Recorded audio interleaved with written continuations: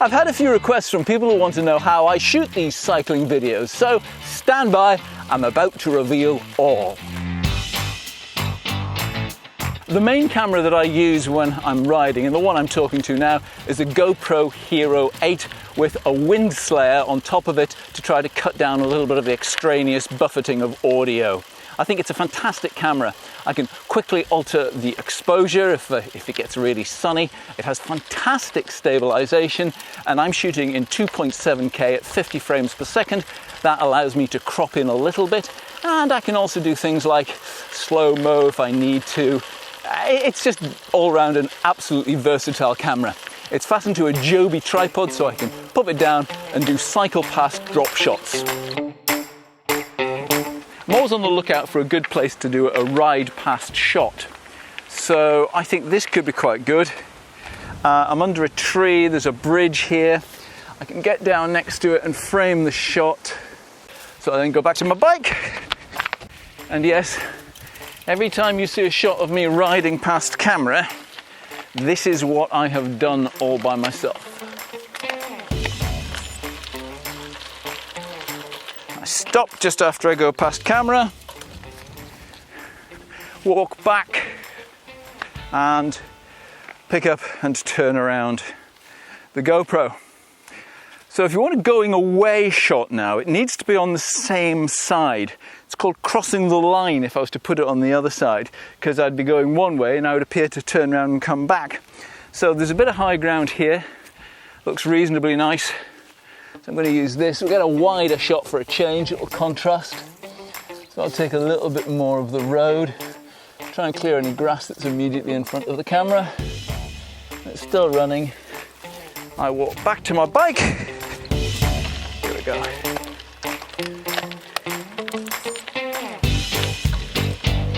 And that's me riding away. It's no real secret, but the idea of getting good shots is to vary. It always looks nice when you're low to the ground and speeding past, but they all can't be like that. So I try to get foreground, some high shots, a few flowers or bushes in shot. Just trying to make it interesting.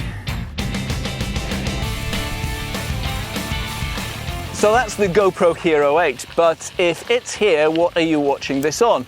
Well, let me pull over, because you are looking at this on an Insta360R. And my only explanation of how it works is by witchcraft. Because although you can't see it, it is on a pole stuck out in front of the bike. There it is. If we switch to the GoPro, that is the camera. But somehow the AI that is built into that camera just stitches it out. You see? Absolute witchcraft. Although if I put my hand a bit near where it's mounted on the stitch line, you see weird things start to happen. But in general terms, you don't notice that. And it looks like I've got some motorcyclist riding in front of me, filming from behind. And all in all, it's quite fancy really, isn't it? Yes. So in other videos I've recorded a whole range of shots with the camera stuck out at different angles and the stick that is holding it magically disappears. What's more, this is a modular camera, so I can switch the 360 lens for a GoPro type lens and have the screen facing forward or back. I've yet to use this for real. The GoPro 9 is rumoured to have just such a forward-facing screen. When I'm doing explainers like this, I shoot them on a Sony mirrorless camera on a tripod in the garden. And if I can't remember my words, I'll use my phone as a teleprompter. That is the view I am currently seeing. That Sony is also my main stills camera. I sold my Canon 5D because it was too bulky. I have a small Mavic Mini drone which packs down into these two bags. But the main thing is sound quality. You cannot fix bad sound in the edit. I have professional radio mics, but they are bulky, they eat batteries, and they don't fit all my different cameras. So I go old school. This Rode mic with a big fluffy is going into a fairly cheap mono recorder. This Sony costs about £45, and before I start recording, I do a clap or put a tap on my helmet, and that works like a clapperboard.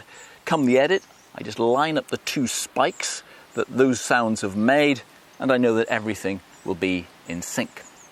And sometimes at the end of it, I'll put a backboard on, like this. Backboard. After all that, this might seem a strange thing to say, but really it's not about the cameras. It's about having a good story and telling it well. If you found this interesting, it'd be great if you wouldn't mind please subscribing, give me a thumbs up.